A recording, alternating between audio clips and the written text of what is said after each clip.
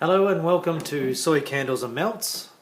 This will be part one of a series of videos which will explain to you how to make your beautiful soy candles at home.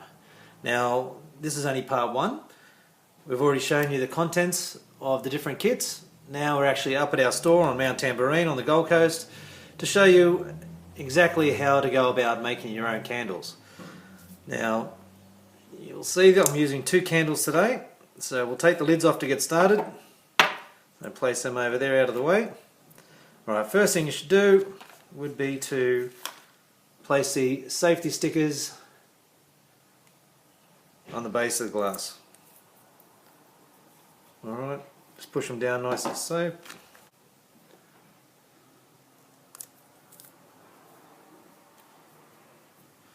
So this store actually makes a lot of our candles for the tourists that come up from all around Australia. We go for quite a large quantity of candles in the store, and they're made fresh daily. Now, next thing you want to do is to place the stickums on the bottom of the wicks. So it doesn't matter whether you've got a 2, 4 or 6 candle kit, they're all the same. So just peel it off the paper and place the stickum onto the base of the wick. You'll still have the protective cover on the base of the stickum. Okay, and all you have to do is to place it, peel the paper off and place it in the bottom of the candle glass. So we cheat, we use a little tube. You can take the inside of a pen out if you want, and just use that temporarily, or any sort of tube will do, but I've got big fingers, so I cheat. Okay, so just place that into the tube and place it into the center of the glass. So as you can see, the stickum is now placed firmly in the center of the glass and the wick will be sitting upright. Alright, now the next thing is we're going to pour our oil. Today we're going to be making OMG scent. No matter what you get, whether it's the 2, 4 or 6 candle kit, you've got the appropriate amount of fragrance and the appropriate amount of wax. So add your pearls into the container. I'm just using just a plastic container. This is a 1.5 litre container. Anyone will do. Now you can always use these, clean them up, put them in the dishwasher when you're finished. They clean up just under warm soapy water.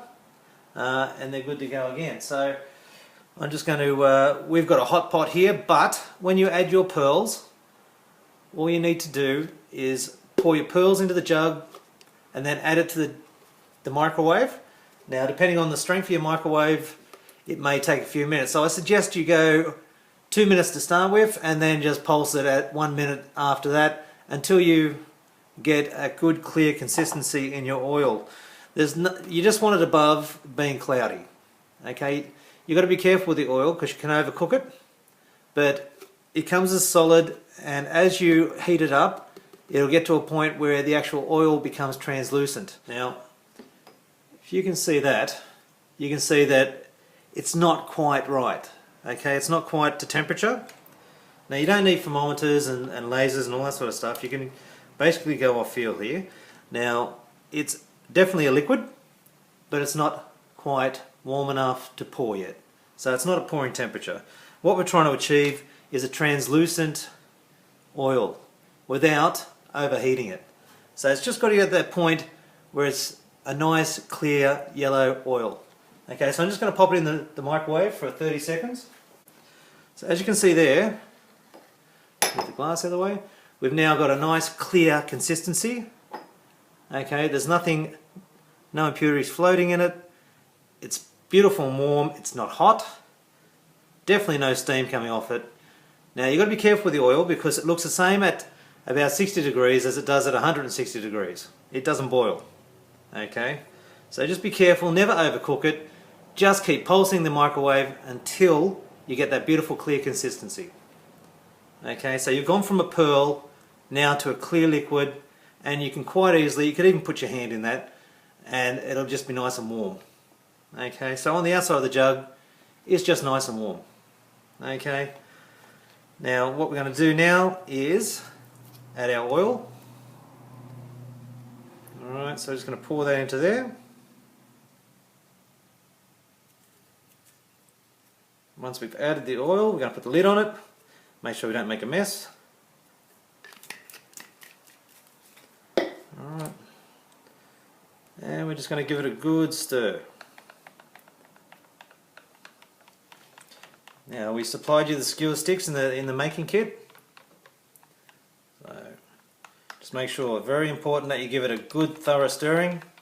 Now this is a large batch, so we'll give it a good stir. Alright, yours will be a little bit easier because it's a smaller batch. Alright. But definitely make sure you start off at the outside and you work towards the inside, then outside again and towards the inside.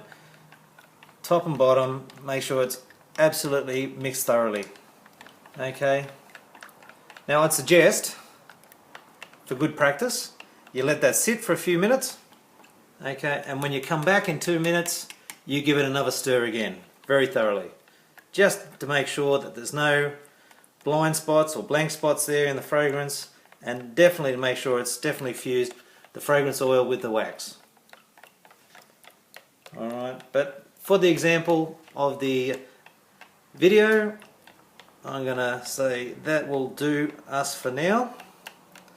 Alright, give it a little tap, clean it up, and we're going to put them away, so stay out of the way nice and clean. Alright, use a little bit of paper towel. Alright, now we've got your candles here. You're going to bring them in, and what we're going to do here with these bean jars, as you can see, it gets broad just around the top there. What you want to do is actually fill it no more than where it narrows off for the neck. Okay, so just to that point there. Okay, even a little bit less, because in the kit we give you 10 clear tea lights with their wicks.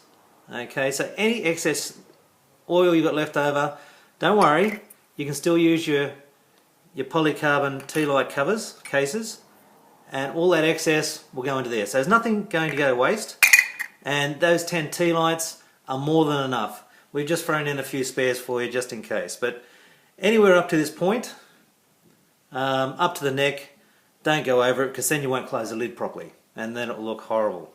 So we're just going to place that down, and we're just going to gently pour into the glass. Now nice and slow towards the top, and stop, and pouring again, nice and slow. Okay, and stop. Now I've got heaps of oil left over because that's a big batch of oil there. But then we're left with the two candles. Right? Now what you're going to do with the sticks, you see there's got a hole in the middle? We're just going to grab it between our fingers, don't pull it up, just hold it and place the wick through the hole and let the stick drop. Okay, if you pull the wick up, there's a chance that you might pull it off the base of the glass.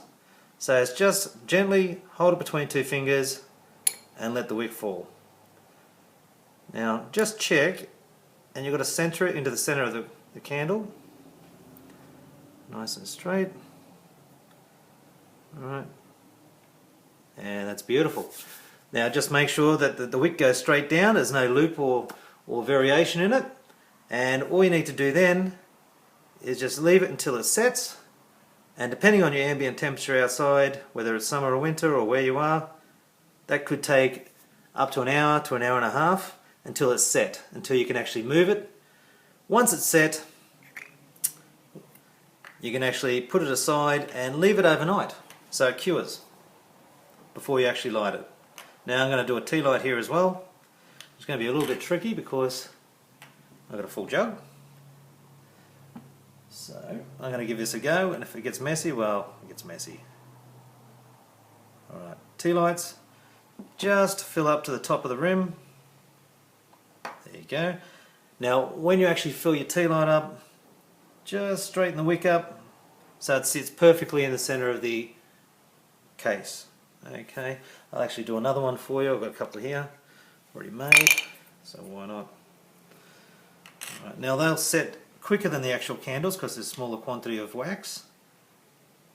Okay, and that's it.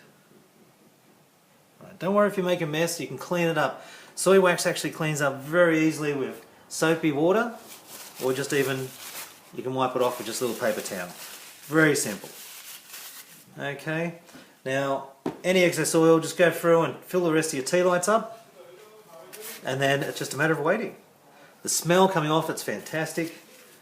Now tomorrow you'll be able to actually light your candles and enjoy them for the first time. Once you burn your candles down to nothing, keep the glass. Don't throw it away. You can just pull the base of the wick off, throw it in the dishwasher if you want, or just pour hot water in it. It'll actually clean the glass beautifully. Dry it out and leave it until you get your refill kits.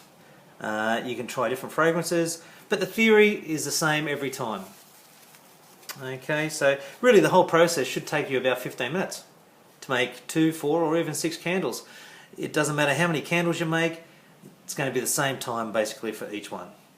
Alright, and these bean jars you should get anywhere between 25, maybe even 30 and a bit hours, depending on your burn habits. I would suggest only about 3 hours per burn. That's all you need to get the fragrance going right through the house.